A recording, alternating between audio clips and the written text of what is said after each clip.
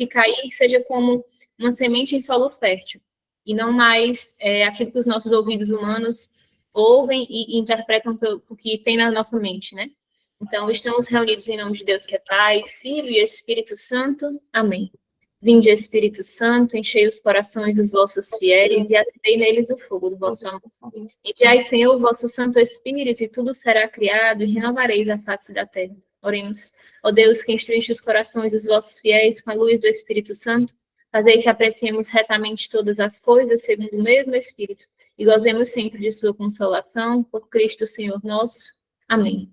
Ave Maria, cheia de graças, o Senhor é convosco. Bendita sois vós entre as mulheres, e bendito o fruto do vosso ventre, Jesus. Santa Maria, Mãe de Deus, rogai por nós, pecadores, agora e na hora de nossa morte. Amém. Virgem do caminho, rogai por nós e mostrai-nos o caminho. Marcela, a palavra é sua, pode ficar à vontade. Primeiramente, muito obrigada, né, Azuleide, né, o convite, né, de estar aqui com vocês. Muito obrigada pela presença também de vocês para essa partilha, né, essa formação. E estou muito feliz de estar aqui também com vocês, né. Então, me apresentando, meu nome é Marcela, né, eu sou aqui de Minas Gerais, Juiz de Fora, minha cidade, né, e eu sou virgem consagrada diocesana, uma modalidade, né, de consagração. Então, nós somos diocesanas, né? Então, eu vivo na minha arquidiocese, exerço a minha vida consagrada na arquidiocese, mas sou consagrada, né? Pela Ordem das Virgens. Então, é como, né? A exemplo de Santa Cecília, Santa Luzia, Santa Inês, as virgens mártires, né? Dos primeiros anos do cristianismo, ali de 1 a 3 depois de Cristo, né? Que professaram um voto de castidade, né? Integralmente a Deus. Mas naquela ocasião, né, pela igreja ser perseguida, então, quem professava esse voto também era martirizado, né? Então, há essa realidade, né, da virgindade do martírio, né? Então, depois a igreja foi se organizando ao longo da história, né, dos séculos, com os mosteiros, com as congregações, mas aí o Concílio Vaticano II reanimou nessa modalidade de vida dessas mulheres que querem, né, doar-se integralmente a Deus num voto de castidade, mas imersa no mundo, no século, né? Então, eu também trabalho, estudo, né? Tenho as minhas realidades também temporais, mas também vivo a dimensão aí da vida consagrada, né? Então, tenho obrigações com a liturgia das horas e, né, tenho também essas diretrizes também de comunhão com o bispo diocesano, né? E a Zuleide, então, me convidou, né, para a gente fazer uma partilha hoje, né, em relação a 3 temas formativos, né, que seria sobre a virtude da castidade, sobre a modéstia e sobre o piedoso uso do véu, né? Então, eu fiz um compilado aqui, né, desses temas que são muito profundos, mas que também a gente vai aqui abordar de uma maneira simples, de uma maneira que seja acessível, mas se vocês também tiverem alguma dúvida e quiserem depois interagindo, né, trocar algumas ideias, aí no final, né, a gente faz, então, um momento aí para as perguntas, né? Mas, então, iniciando sobre a virtude da castidade, né? O que é a virtude da castidade, né? Quando a gente ouve, né, lá nos 10 mandamentos, né, que a gente tem lá o 6º mandamento, né? Não pecar contra a castidade. Então, é algo relevante, né? Porque faz parte da lei de Deus, né? A virtude da castidade. Então, se a gente pecar contra a castidade, nós estamos em pecado mortal, né? Nós não estamos na amizade com Deus, nós não estamos no estado de graça. Mas para a gente entender o que é essa virtude, né? O que é a virtude da castidade, antes a gente também tem que, né, ter recapitular, né? Sobre as virtudes cardeais, né? As virtudes cardeais, que é uma virtude humana. Então, todo ser humano é capaz de viver as virtudes humanas, né? Não é uma virtude teologal, por exemplo, como que é uma graça infusa no batismo, né? Da fé, da esperança e da caridade. Mas todos nós somos capazes de viver as virtudes humanas, as virtudes cardeais, que é a prudência, a fortaleza, a justiça e a temperança, né? Então, a temperança, que é uma virtude cardeal, é essa virtude que vai ser como se fosse o nosso carro, né? O nosso veículo, digamos assim, né? Onde a gente vai poder acelerar, a gente vai poder frear, né? Ou seja, vai moderar os apetites da nossa alma, os apetites do corpo, né? Então, a comida, a bebida, né? A nossa sexualidade, os nossos desejos. Então, a temperança, esse tempero, é o que tempera a nossa vida. Mas a gente precisa, sim, de ter essa moderação, essa regulação, essa administração dos nossos apetites. Imagina, se a gente vai beber, beber, até, né? A gente, né? Cair e tornar tudo, né? Ou a gente vai comer, até a gente querer vomitar o que a gente comeu. Ou então a gente vai ter aí uma compulsão também na nossa sexualidade. Então, acaba se tendo ali dimensões que não é do projeto inicial de Deus, que nos fez para o amor, né? Para que a gente tenha uma vida também plena. E essa vida também vem por essas virtudes, né? E a castidade, ela é uma virtude anexa à temperança, né? Ou seja, a castidade é essa virtude que regula, modera e administra a nossa sexualidade. Então, nós somos seres sexuados, né? Fomos criados com uma sexualidade, né? Então, a nossa sexualidade é um dom de Deus, né? Deus nos quis sexuados. Mas a gente precisa também de ter essa virtude que vai, então, né, nos dar esta regulação, esta normativa da vivência da nossa sexualidade, né? Ou seja, esse ordo amores, né? Então, a gente regular a ordem do amor para o fim último que é Deus, né? Então, na nossa vida a gente vai ter aí, né, uma vida com amores, né? Nós vamos cultivar a nossa afetividade, os nossos amigos, a nossa família, né? Para quem tem um chamado à vivência, né, do sagrado matrimônio, né? A vivência conjugal. Então, esse ordo amores que sempre vai nos levar para o amor a Deus, né? Então, primeiramente, a castidade é essa aliança com o coração indiviso a Deus. Então, primeiramente, eu devo ser casto por amor a Deus, né? Porque é uma expressão da minha fidelidade a Deus. E aí, quando eu sou casto por amor de Deus, por amor a Deus, eu consigo, então, ser fiel àqueles que estão comigo, aos meus amigos, ao meu cônjuge, à minha esposo, à vida, né, da minha família. E aí, então, tem-se esse amor oblativo, ou seja, uma oferta de vida, né, para o nosso Senhor Jesus Cristo. Então, a castidade ela pode se expressar de duas maneiras. Ou através do celibato, que é este amor por amor ao reino dos céus, né, que Jesus nos diz na palavra. Existem aqueles que são eunucos, né, o eunuco é aquele que ele mantinha-se, né, na castidade, né, por uma questão ali, né, política, né, que ele era castrado mesmo, né, o eunuco, para cuidar do patrimônio do rei, né? Então, ali o rei tinha segurança de que ele não iria tomar as posses dele, né? Então, o eunuco também, o rei tinha muitas concubinas, né? Então, que ele não teria ali uma relação com as suas mulheres e tudo, né? Então, Jesus, ele usa dessa realidade daquela época para nos ensinar uma verdade eterna, né? Que há eunucos que assim se faziam por causa dos homens, né? Pela humanidade.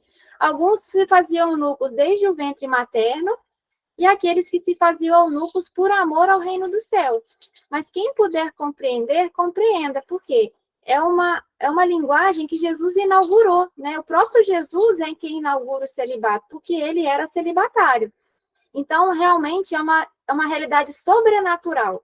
Então, para nós vivermos, né, essa ordem do celibato, é necessário uma ordem da graça. Não é pelas nossas forças humanas que a gente vai ser celibatário, é um carisma, é um chamado de Deus, mas que é por amor ao reino dos céus, é uma dimensão oblativa, né, de oferta do próprio coração, nesse coração indiviso a Deus, né? E também a castidade, ela pode se expressar no sagrado matrimônio, né? Quando eu sou fiel ao meu cônjuge, ou seja, não vai haver adulteração, né? Então, não vou adulterar a substância do meu sacramento com outra pessoa, por pensamento, por ações, né? Que Jesus mesmo dizia, que aquele que pensa em uma mulher já com intenção de desejá-la, já cometeu adultério, né? Então, também vive-se a castidade na fidelidade conjugal e na abertura à vida, ou seja, quando eu tenho um ato sexual com fins unitivos e procriativos, né? Então eu vivo também a castidade conjugal, né? Então a castidade ela pode ser vivenciada nessas duas maneiras, né? E lembrando sempre, né, que a vivência sexual, ela é destinada para o sagrado matrimônio.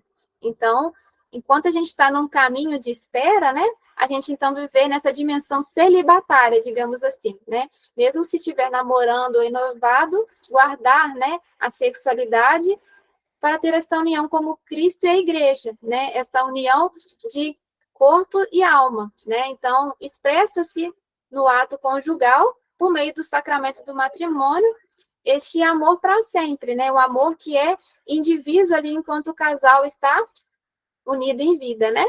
Então, essa é a dimensão, né, da castidade.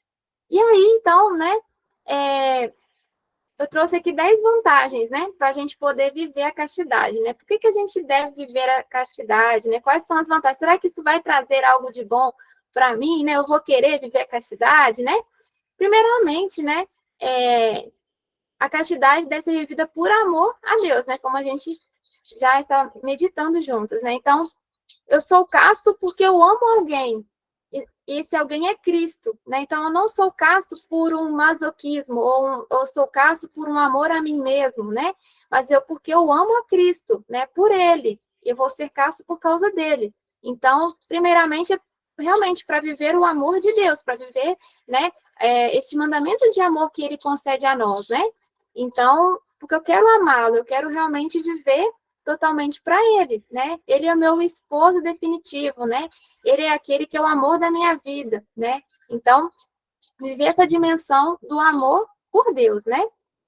Uma segunda razão, né, para a gente viver a castidade é, de fato, a santidade e a santificação. Porque quando a gente vive a castidade, nós nos tornamos santos, né? A palavra nos diz que somente os puros entrarão no reino dos céus, né?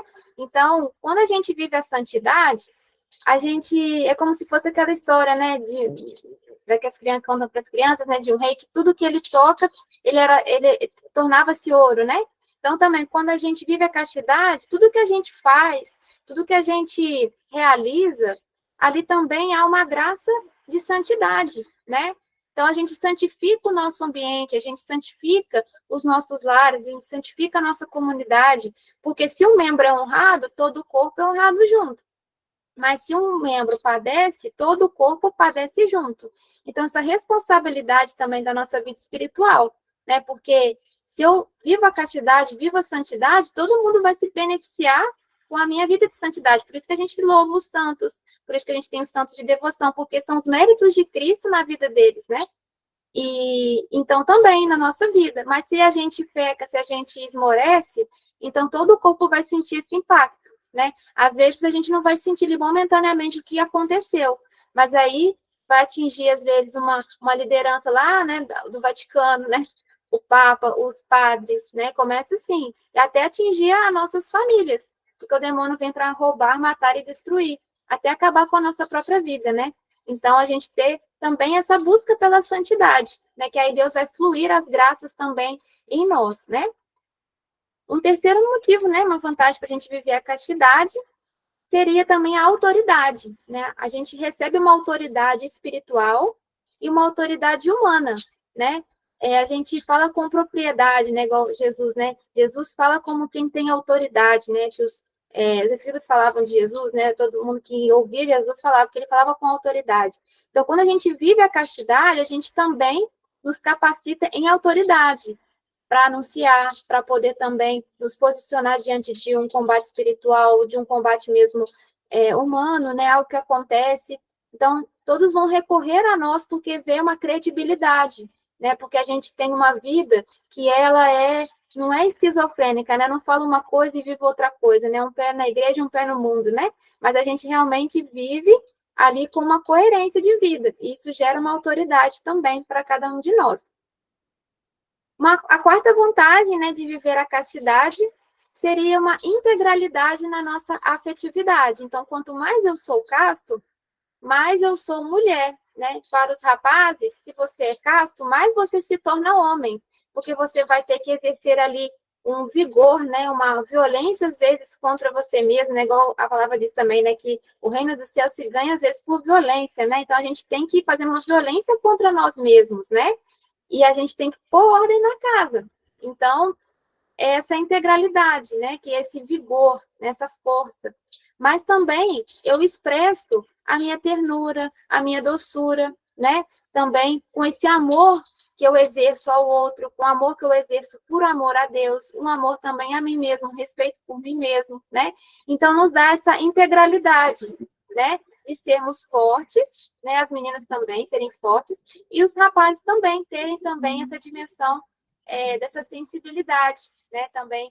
Então, a gente tem uma integralidade na nossa afetividade, né? Tanto no ânima, né? Nesse lado feminino, quanto ânimos, que é esse lado mais masculino, né? Porque a gente vai potencializando as nossas, essa integralidade da nossa sexualidade, né? Uma outra vantagem também de viver a castidade é a visão espiritual, né? A palavra nos diz que os puros de coração verão a Deus, né? Então, quando a gente vive a castidade, a gente tem uma visão espiritual da realidade. É como se a gente estivesse no camarote, sabe? E a gente consegue ter uma visão mais, assim, a gente tem uma visão de águia, né? Diante da situação. A gente não fica limitado ou restrito ao que está acontecendo. A gente consegue ter essa ciência de Deus, né? De enxergar o que Deus está pensando nessa situação, né? Por que será que isso aconteceu? A gente consegue ter mais planos de resolução, né? Porque a gente está com uma visão espiritual da realidade, né? Porque os puros de coração verão a Deus, então a gente consegue enxergar melhor o plano espiritual. Uma outra vantagem, né, também de viver a castidade seria promover a nossa própria dignidade, né? Porque quando a gente vive a castidade, a gente conhece a nossa identidade, quem nós somos. A gente não deixa com que qualquer pessoa fale da gente, né? Assim, você não presta, você não sei o quê, né? E às vezes a gente assume verdades que outras pessoas fizeram de nós, né?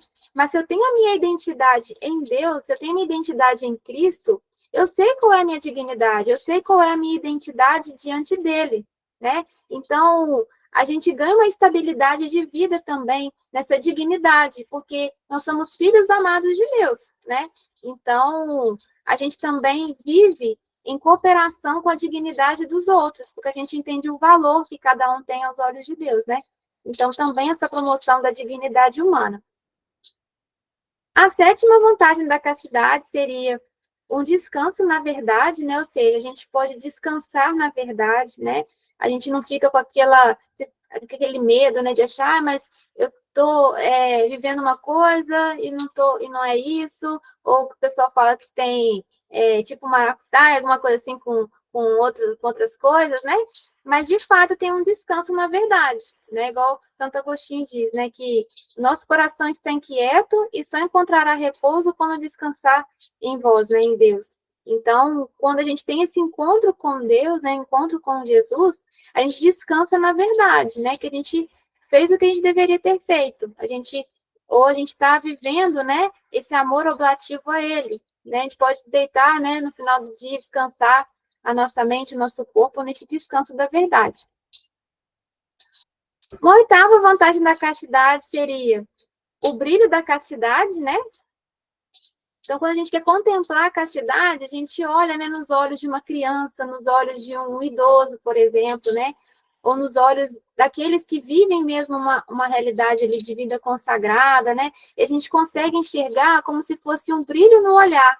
Por quê? É um olhar sincero, né? A palavra sincero vem de sincera, ou seja, não é aquele olhar opaco, mas é um olhar com brilho, né? E este brilho da castidade é como se fosse uma voltagem, né? Da nossa vida. Então, a palavra também nos diz, né, que os olhos é a candeia do corpo, né? Então, se os seus olhos é iluminado, todo o seu corpo será iluminado. Mas se os seus olhos são trevas, com trevas também não será, né, o seu corpo, né? Então, a gente ter os olhos iluminados. Então, essa voltagem espiritual, né, que faz com que a gente tenha esse brilho, é um brilho diferenciado, né? Que quem vive a castidade é algo perceptível, né? Então, se a gente soubesse o valor desse brilho, a gente viveria só por interesse, né? Só para a gente ter esse brilho da castidade. Porque a gente ilumina, né? Igual Jesus diz, né? O ser sal da terra, luz do mundo, né? Então, ter este brilho da castidade. A nona vantagem, né, de viver a castidade seria a vivência de uma real irmandade, né? Este respeito pelas outras pessoas, né? Igual a gente diz também sobre a dignidade humana. Porque se eu entendo que eu tenho a minha castidade, eu vivo também em respeito à castidade daqueles que estão comigo. Eu respeito que a outra pessoa também tem atrás, na história de vida dela, também tem ali um passado, tem feridas, tem ali situações que a pessoa viveu. Então, eu preciso respeitar a história de vida dessa pessoa. Eu não posso chegar ali, né, e utilizar dessas feridas para o meu próprio prazer, manipular aquela realidade para eu conseguir uma vantagem, né? Eu respeito também que o outro tem uma história de vida, né? Que também tem ali um valor a ser guardado. Então, eu também tenho esse respeito pela outra pessoa. E eu consigo viver uma real fraternidade, né? Esse amor benevolente, de não querer nada em troca, mas simplesmente ir ao encontro do outro, né? Para que ele também tenha esse resgate da própria dignidade, né? Esse resgate do sagrado no coração do homem e no coração da mulher, né? E, por fim, né, a última vantagem seria o amor ágape como comunhão espiritual, né? Porque esse ora do amores, né, essa ordem do amor, nos leva para Deus, né? Para que a gente possa viver plenamente em Deus, né? E o amor ágape, né, é essa comunhão espiritual, né? É realmente a realização da castidade, né?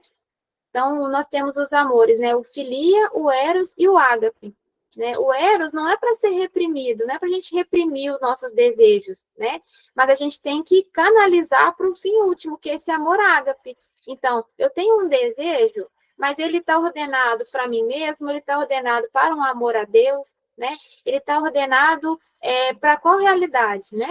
Então, às vezes, né, vai passar, né, um rapaz bonito, né, uma moça bonita, a gente está com um compromisso, ou a gente está na vida celibatária, e aí, né, como é que é? Como é que a gente, né, vai lidar com essa situação?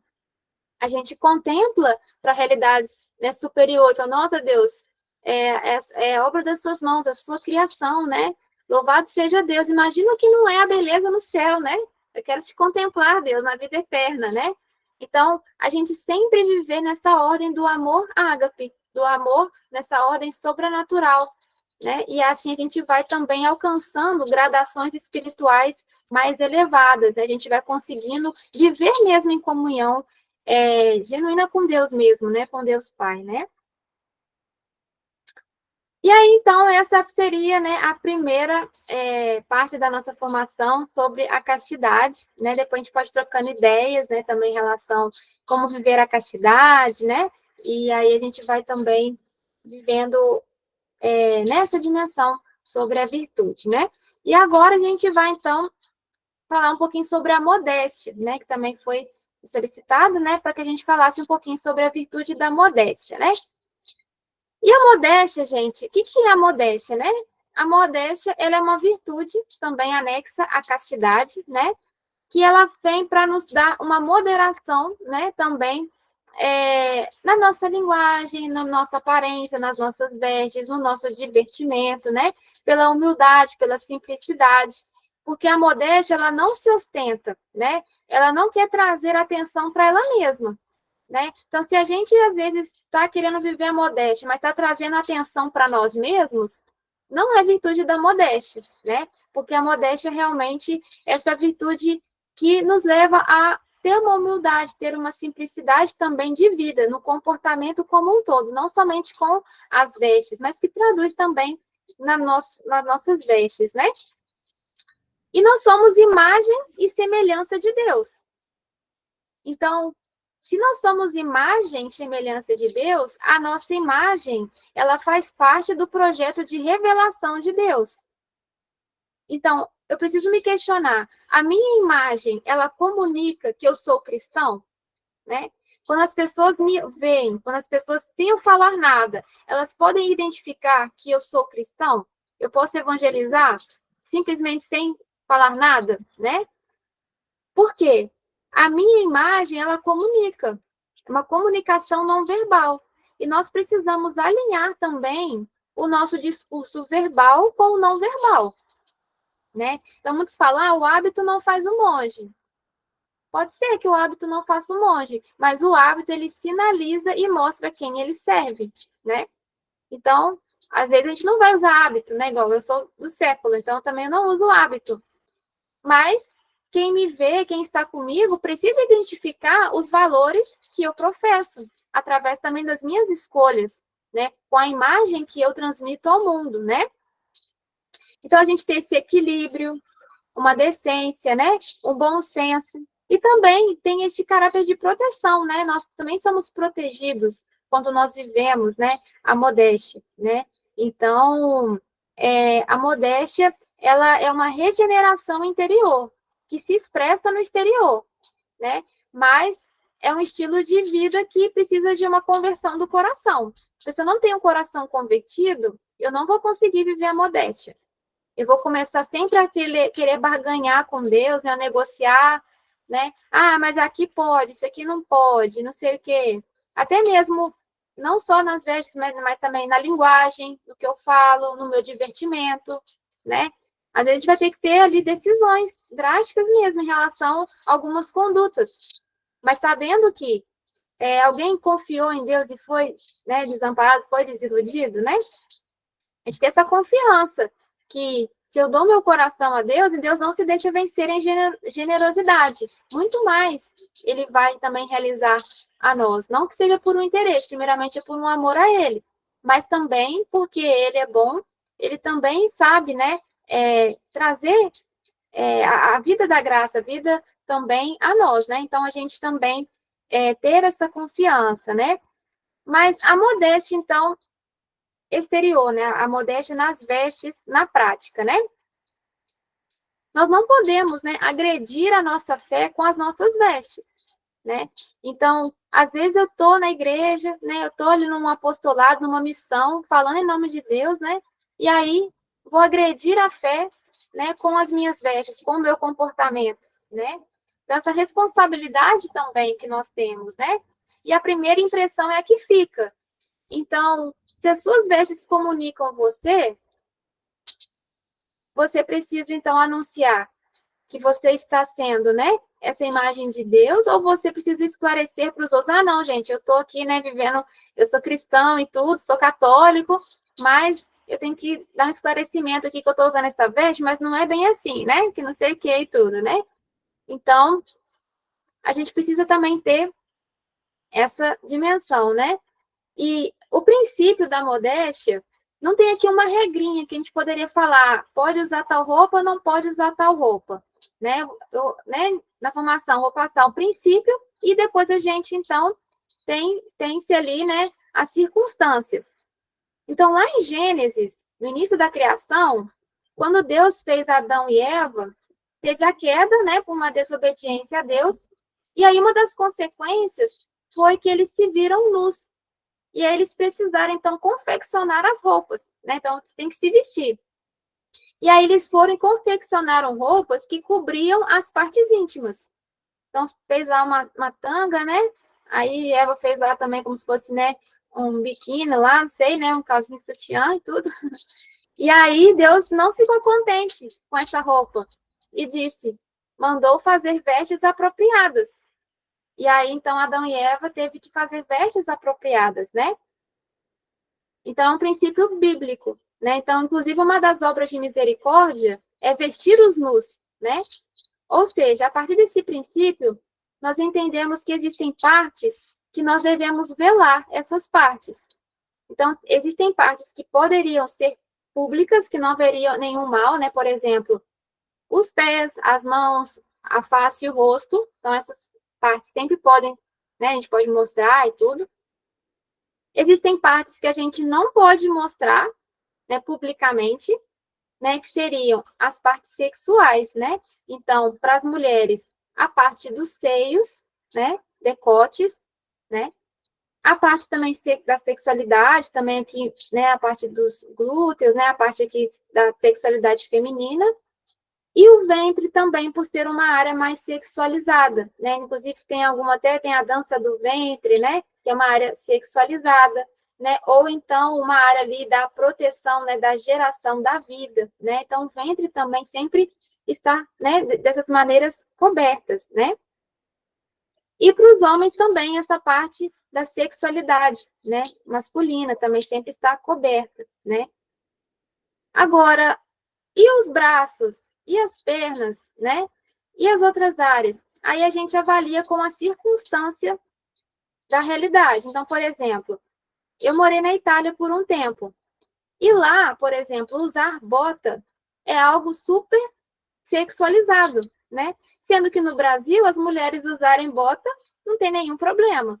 Mas lá é uma conotação da sexualidade, né? E quando eu estava lá faz muito frio. E me falaram, né, essa prudência em relação ao uso da bota. Até porque a Itália é um país que tem um formato de bota, não sei se vocês já perceberam, né? Que é algo cultural, é uma circunstância daquele país, né? Se a gente mostra a canela, por exemplo, no Oriente Médio, a gente pode ser preso, porque é uma falta de respeito para aquela realidade.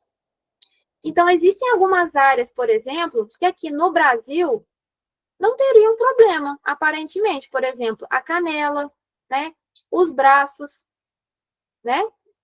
Mas a gente tem que avaliar a circunstância, né?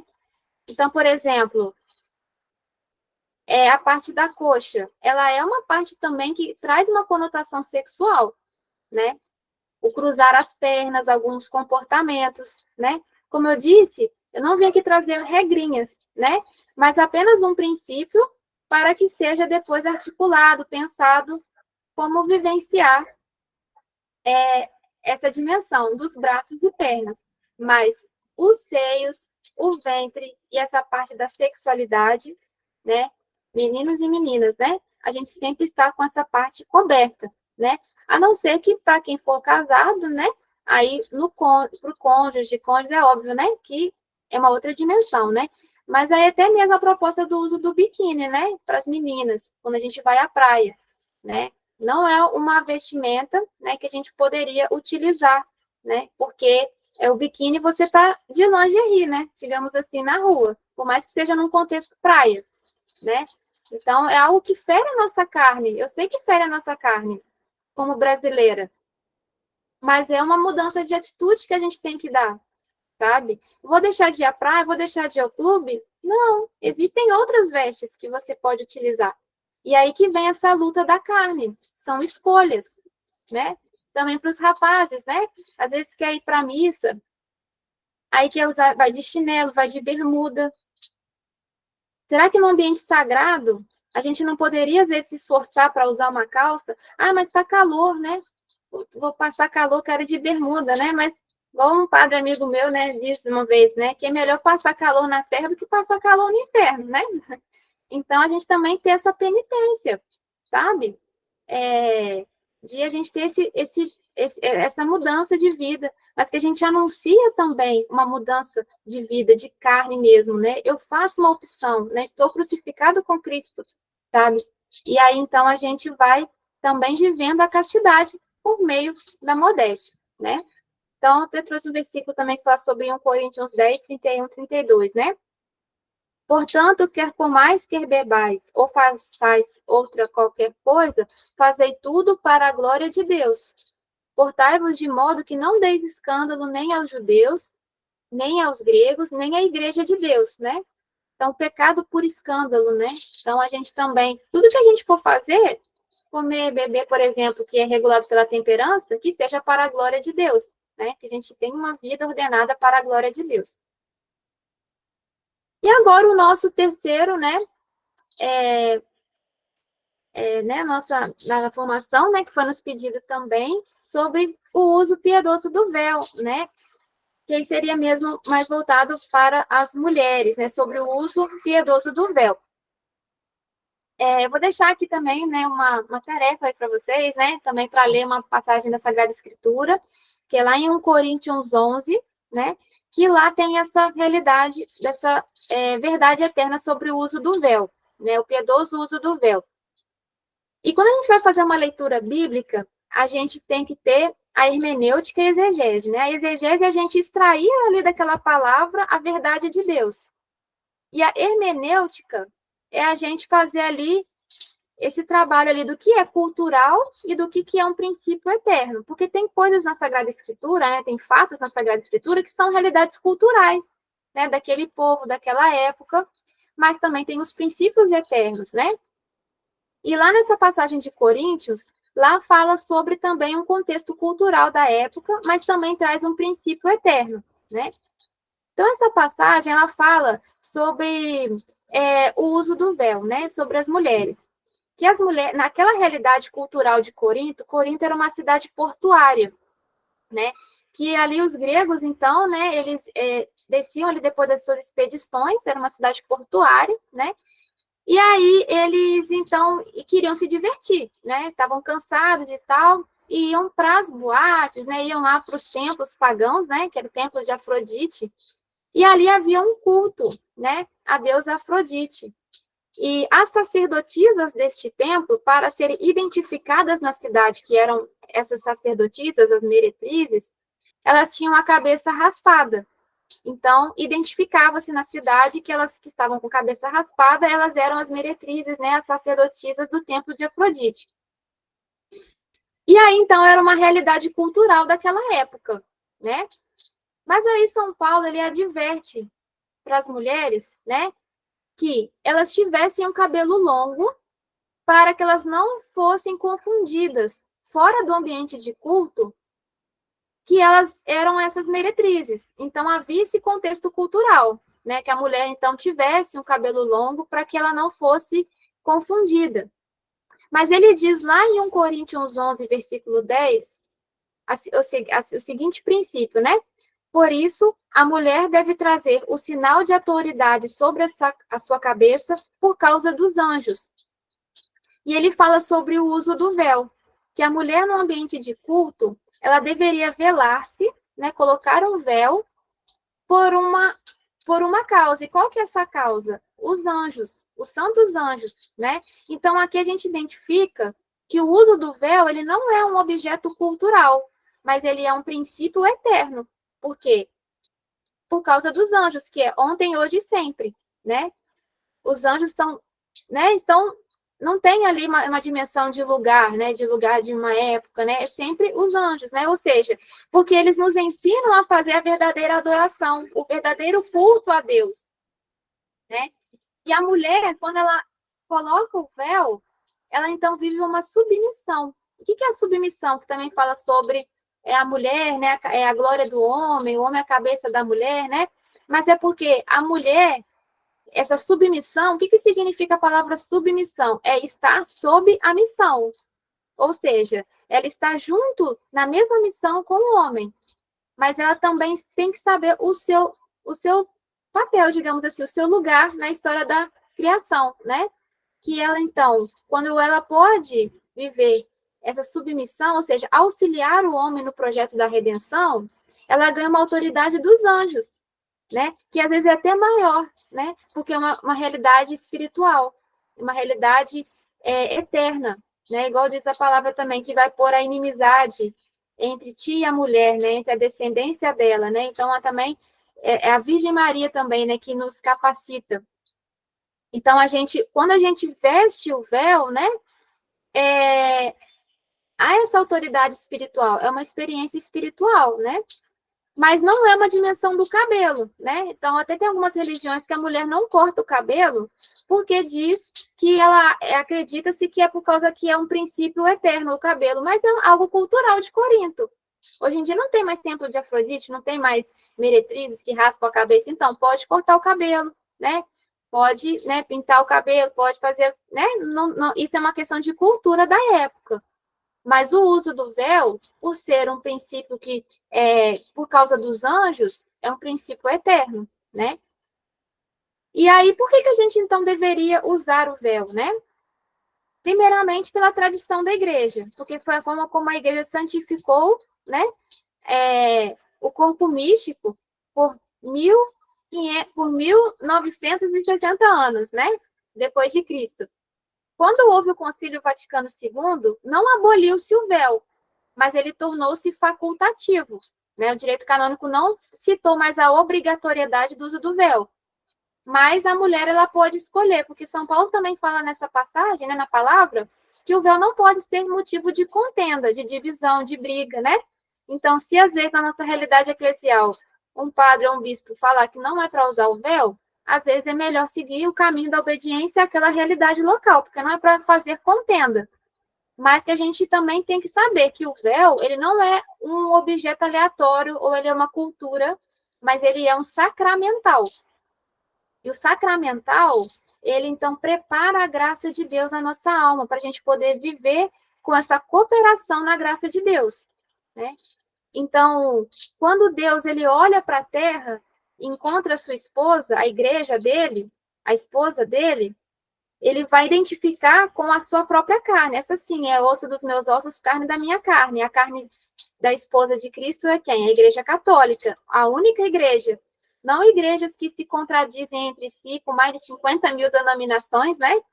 Então, onde há essa dimensão de cada um fala uma doutrina. A Igreja de Cristo é a Igreja Católica. Então, eu reconheço o meu corpo, que é um corpo virgem, o corpo da Igreja Católica, onde tem as vidas consagradas, né? Onde tem esse depósito de fé, né? Das irmãs, das freiras, né? Que tem a Virgem Maria. E eu comungo Cristo Eucaristia, que é a fonte da castidade. Então, quando eu me identifico com o véu, eu identifico a minha própria virgindade, que é o meu corpo, é a minha igreja, a minha tradição, né?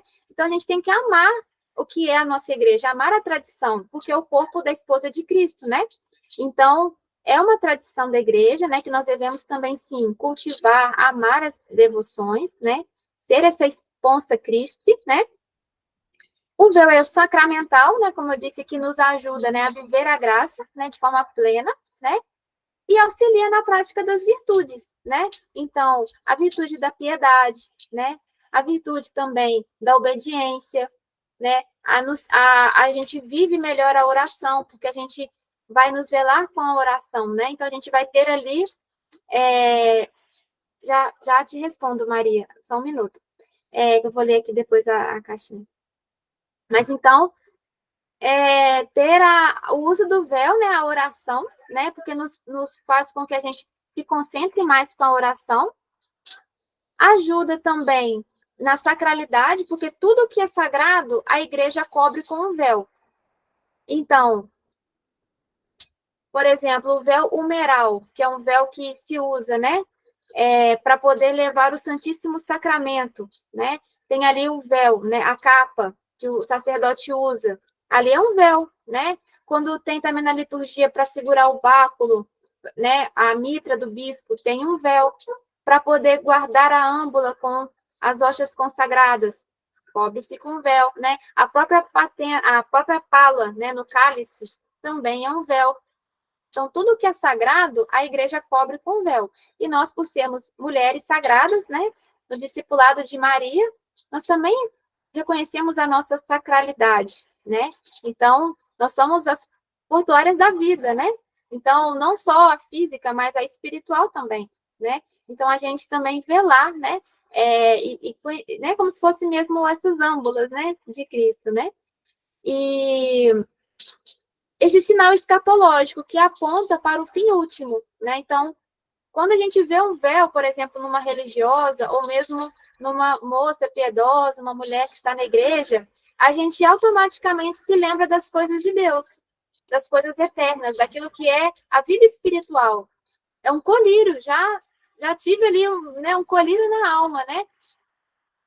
Porque os anjos acampam ao redor daqueles que o temem, né? Como diz a palavra, por causa dos anjos, porque a gente aprende a adorar a Deus da maneira como ele deve ser amado, como diz aquela música do Anjos de Resgate, né?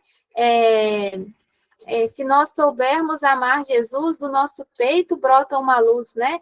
E os anjos vêm ao redor ficar conosco a cantar glória, né? Então a gente canta glória a Deus, né? Então a gente também nessa adoração, né? A gente vive melhor e verdadeiramente a adoração, né?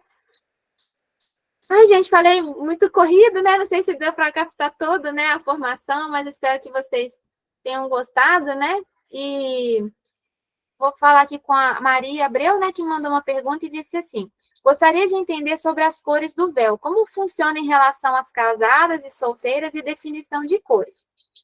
Então, Maria, a questão das cores do véu, né?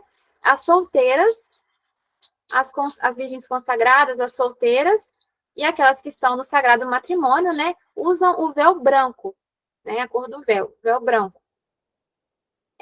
Para aquelas que são casadas, né? Elas podem escolher usar o véu preto, né?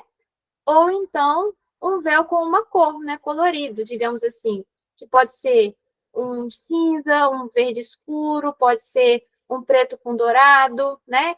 Pode ser uma cor, né? Um rosé, né? Pode ser um véu colorido. E as viúvas usam o véu preto, né? Mas aí são as questões das cores. Mas as solteiras usam o véu branco, né? Se vocês tiverem mais perguntas, quiserem também falar um pouquinho sobre a castidade, modéstia e o véu, né? Quiserem enviar as perguntas. Ou fazer alguma ponderação também, né? Boa noite, Marcelo, tudo bem? Boa noite, tudo bem? Eu queria só que você repetisse quando você começou a falar da castidade, que você falou que é uma virtude que regula, modera, aí o terceiro verbo eu perdi, a nossa sexualidade. Administra a nossa sexualidade. Isso. Sim. Isso. Obrigado. Nada.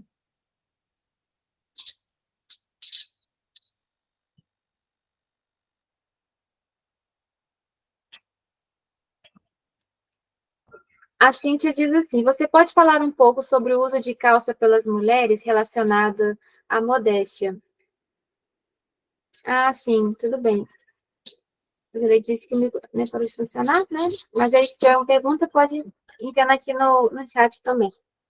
Mas, então, sobre o uso da calça, né? Como eu disse, né?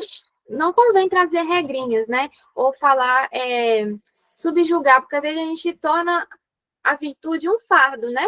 E Jesus diz que aqueles que estão cansados, vinde a mim, né? Porque meu fardo é leve, né? Meu jugo é suave, né? Então, assim, a questão do uso da calça, existe sim uma vertente hoje, né, na modéstia, que diz que nós não deveríamos usar a calça, né? Porque a calça é um ícone também que vem da Revolução Industrial, do feminismo, né? E que aí poderia também trazer essa realidade do empoderamento da mulher, e que é uma veste que ela é unissex como dos homens, então não é uma veste favorável para as mulheres. Mas analisando o contexto do século, né? Aí eu falo minha opinião, tá? Aí algo da Marcela, né?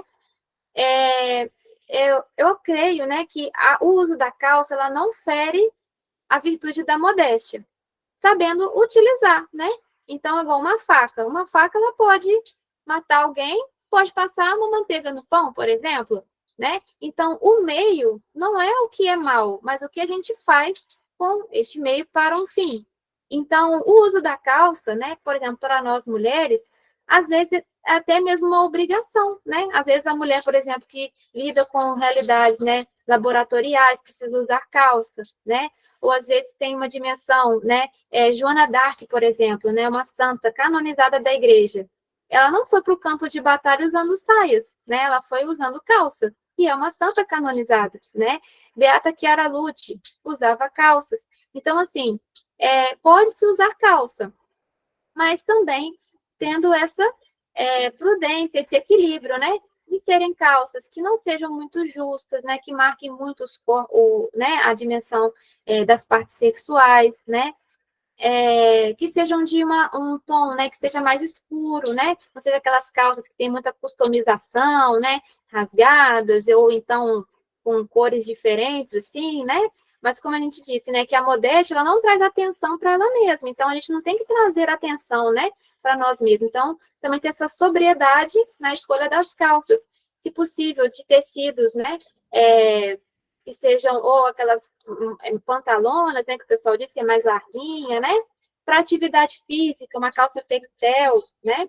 Então, eu penso que é um pouco por essa perspectiva, né? Então, não creio que a calça fere a modéstia, mas trazendo também aqui essa realidade que existem vertentes hoje que também falam um pouco contra o uso da calça. Mas se a gente puder optar por usar saias e vestidos, é mais louvável, obviamente, né? Edifica mais o nosso ambiente, né? Então, a gente não vai conseguir usar saia todos os dias, mas será que na missa do domingo eu não posso escolher estar de saia, de vestido, para louvar, né, ao Senhor, né? Então, a gente também tem essa gradação diante da nossa rotina, né? Às vezes não tem condição de usar saia todo dia. Ou às vezes sim, né? Às vezes tem alguém que vai ter aqui um chamado. Não, eu quero viver saia todos os dias. Que bom, né? Mas a gente também ter essa gradação, né? E os vestidos de alça? Aí também vai nessa dimensão cultural também, né? Nessa perspectiva, né? Eu não uso blusas de alça, né? Não uso vestidos de alça, né? Mas eu uso, sim, vestidos que tenha, às vezes, uma alça mais grossa, no sentido que pode ficar sem manga. Tipo assim, eu não acho que essa parte aqui do ombro vai traduzir um prejuízo na sexualidade, né? Mas a alcinha, né, às vezes pode ser um pouco mais cavada, e aí também trazer uma sensualidade, né? Como eu disse, tudo depende do comportamento, né? De qual que é a sua intenção.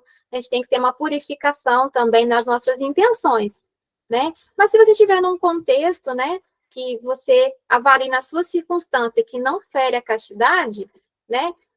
Aí é algo que é algo mais ponderável pela própria pessoa, mais do que uma normativa se pode ou não pode.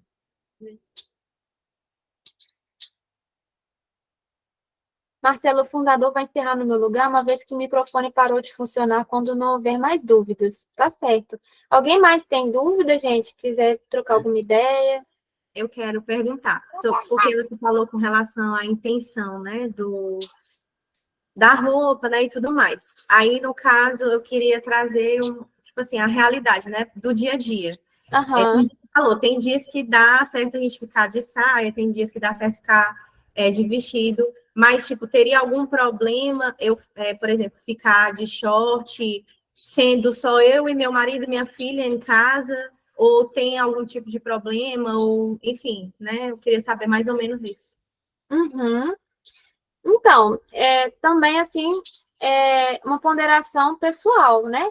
Então, assim, se você está num contexto de casa, com a sua família, com o seu esposo e sua filha, não há um porquê.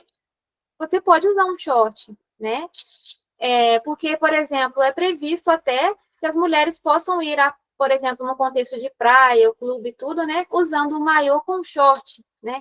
Então, não acho que seria um prejuízo para a modéstia o uso de short em casa. Mas aí sair, talvez, na rua, ir para algum lugar e tudo, né?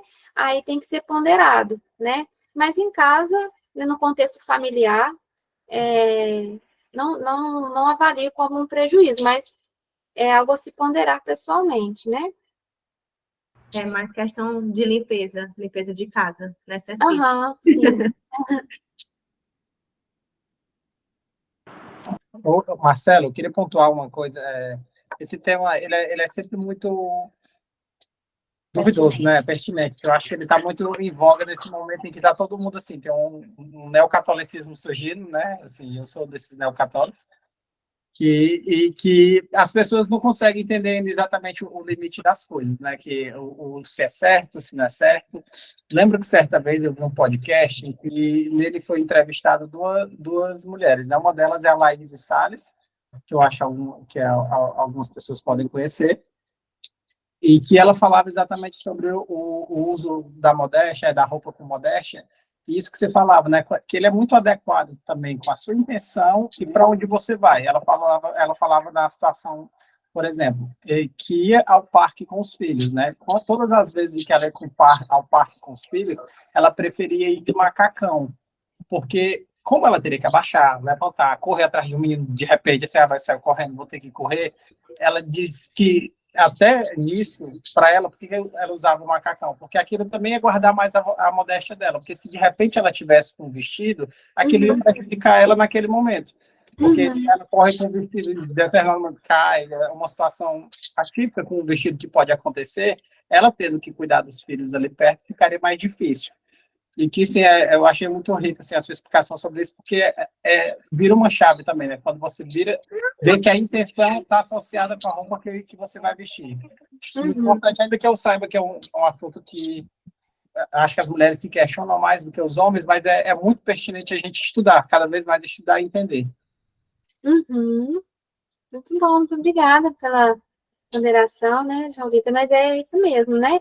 Hoje em dia a castidade se tornou, às vezes, um ambiente até de discussões, assim, de uma guerra, né? Então, né, na igreja, né, pode, não pode, quem é mais santo, quem não é menos santo, né? Mas é viver realmente com essa intenção purificada do coração, né? E buscando sempre esse louvor, essa glória a Deus, mas também compreendendo, né, uma dimensão da nossa realidade, né? Então, é muito importante, sim, a gente ter um senso, né, de responsabilidade, mas também deste amor indiviso, né, ao nosso Senhor Jesus Cristo.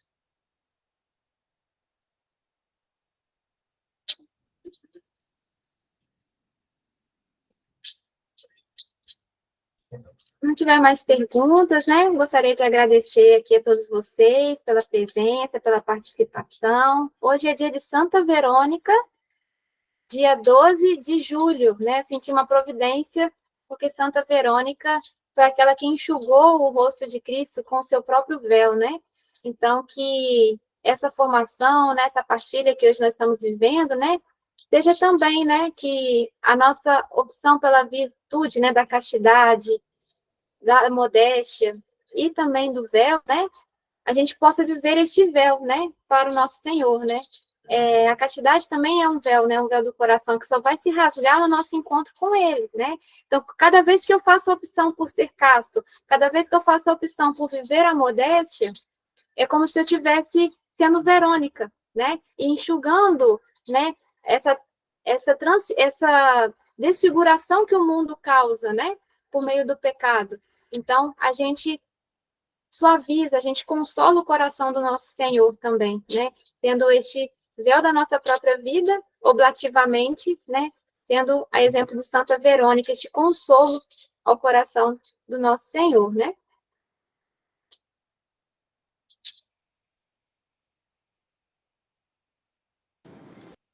Amém. Obrigado, Marcela. Que Deus abençoe sua missão, sua vida. Eu sou o Gustavo Maria, fundador da comunidade, junto com a Zuleide. A Zuleide também é fundadora. Dizer que ficamos muito felizes com a sua contribuição para o nosso crescimento enquanto comunidade, enquanto pessoas, né, como formação humana e espiritual, vai nos enriquecer muito dentro do nosso carisma, do nosso chamado. E eu convido toda a comunidade para que nós possamos rezar pela Marcela, uma Ave Maria, pedindo sempre a Nossa Senhora que guarde você no seu chamado, na sua missão, e que lhe dê muita perseverança no seu sim. Ave Maria, cheia de graça, o Senhor é convosco. Bendita sois vós entre as mulheres, bendito é o fruto do vosso ventre, Jesus. Santa Maria, Mãe de Deus, rogai por nós, pecadores, agora e na hora de nossa morte. Amém. Virgem do caminho, rogai por nós e mostrai-nos o caminho. Em nome do Pai, do Filho e do Espírito Santo. Amém. Muito obrigada. Obrigado, Marcelo. Boa noite. Com Deus. Tchau! A Ávila tá dando tchau também. Tchau. Neném do padrinho.